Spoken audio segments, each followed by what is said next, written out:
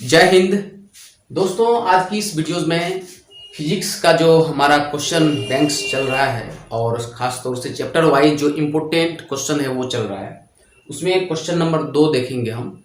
और हम प्रत्येक चैप्टर से जितने इम्पोर्टेंट क्वेश्चन बने हैं उनको हम बताने के लिए आए हैं इस वीडियोज में। इससे पिछले वीडियो में पहला क्वेश्चन हुआ था, दूसरा क्वेश्चन है। देखिए क्वेश्चन क्या है।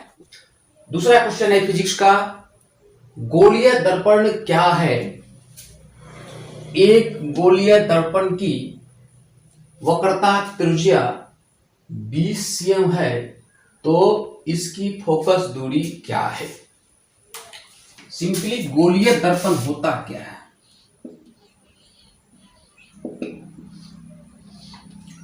परिभाषा हम बोलेंगे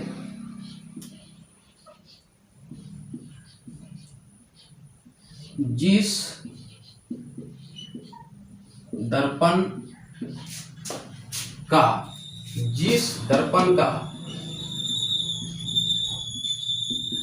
परावर्तक सतह किसी खोखले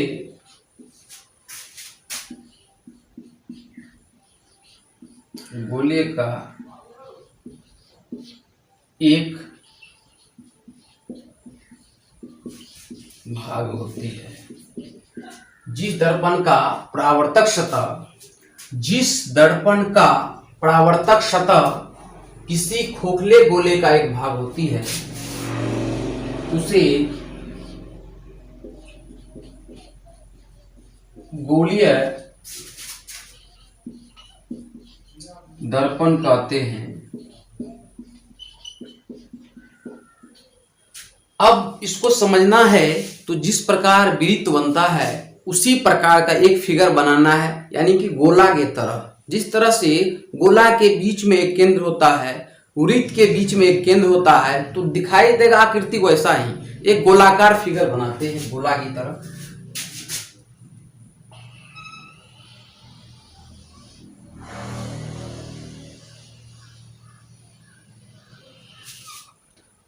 ये एक गोलाकार फिगर है, इसके ठीक बीच में एक केंद्र होता है, ठीक है।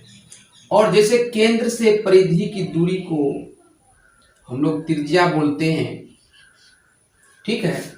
और केंद्र को अगर C माने, अब इस सेंटर के बीचों बीच से एक लाइन यहां से ड्रॉ करते हैं, तो यहां पर जो है केंद्र के दोनों साइड एक अक्ष हो गया, यानी कि वक्रता केंद्र C के दाएं और बाएं जो एक लाइन ड्रॉ किए गए हैं, उस हिसाब से आप देखेंगे कि यहां पर C के आगे अब यहां पर हम P देते हैं, फिर C के पीछे भी P देते हैं, तो क्या हो जाता है, इस P को इस दर्पण का ध्रुव कहा जाएगा, यानी कि पोल कहा जाएगा। इस P को भी दर्पण का ध्रुव पोल कहा जाएगा। जब इस C के हम आगे जाते हैं दाएं साइड और यहां पर हम कलई कर देते हैं, यानी सिलवट कर देते हैं, रजतित कर देते हैं, तो यह जो पार्ट होगा, और इसको अगर हम यहां से डिवाइड कर दें, यहां से अगर हम डिवाइड कर दें, तो C से दाएं साइड का जो पार्ट बना है यह आपका हो जाएगा अवतल। यानी कि गोलीय दर्पण दो प्रकार के हुए, एक हो गया ये अवतल। अब यहां से C से पीछे जाएंगे बाईं ओर, और इसको हम अंदर से क्या करेंगे, रजतित कर देंगे। अंदर से रजतित कर देंगे, यानी कि कलई कर देंगे, तो यह जो पार्ट बनेगा, इसको हम डिवाइड कर दिए हैं समझने के लिए, तो यह हो जाएगा उत्तल दर्पण। क्या हो जाएगा, उत्तल दर्पण। तो इस तरह से हम कह सकते हैं कि गोलीय दर्पण जो है दो प्रकार की होती है। यहां पर आपने देखा जो कि एक खोखले गोले का एक भाग है। अब पूछा जाएगा कि C से लेकर के P की दूरी, यानी वक्रता केंद्र और ध्रुव की जो यहां पर बीच की दूरी है, यह प्रधान अक्ष कहलाती है। और फिर यहां से वही चीज है, C से P को मिलाने वाली जो लाइन है, जो ये यहां से रेखा देख रहे हैं, यह प्रत्येक दर्पण के लिए क्या हो जाएगा, प्रधान अक्ष हो जाएगा। केंद्र और ध्रुव को मिलाने वाली रेखा को प्रधान अक्ष कहते हैं, तो यह हो जाएगा प्रधान अक्ष। और सी से यानी केंद्र से परिधि में मिलने वाली जो रेखा होगी उसको त्रिज्या कहते हैं।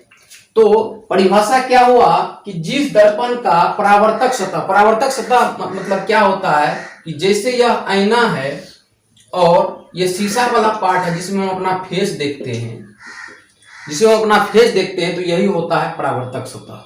और इसका पिछला भाग जो होता है या तो उस पे कोई कवर लगा रहता है रबर का या पेंट किया हुआ रहता है इसके पिछले भाग में।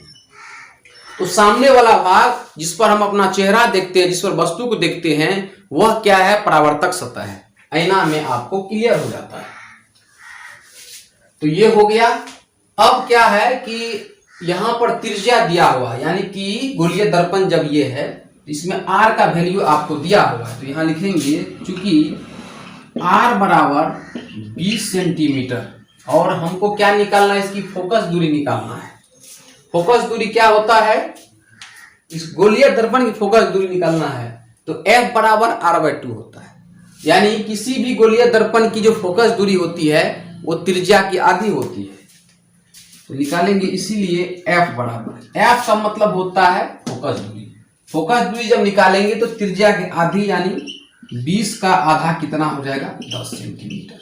तो दोस्तों यह जो क्वेश्चन है यह 2 अंक स्तरीय होगा और अभी 2 अंक स्तरीय ही चल रहा है। तो इस तरह से बना लेंगे आप, यानी कि r का मान दिया है, F निकालेंगे तो r/2 हो जाएगा। जो आंसर आएगा वही आपका F का मान हो जाएगा। तो दोस्तों हम अगला क्वेश्चन लेते हैं। ये दूसरा क्वेश्चन हो गया। इस क्वेश्चन को समझिए, कोई दिक्कत होता है तो आप बताइए हमको।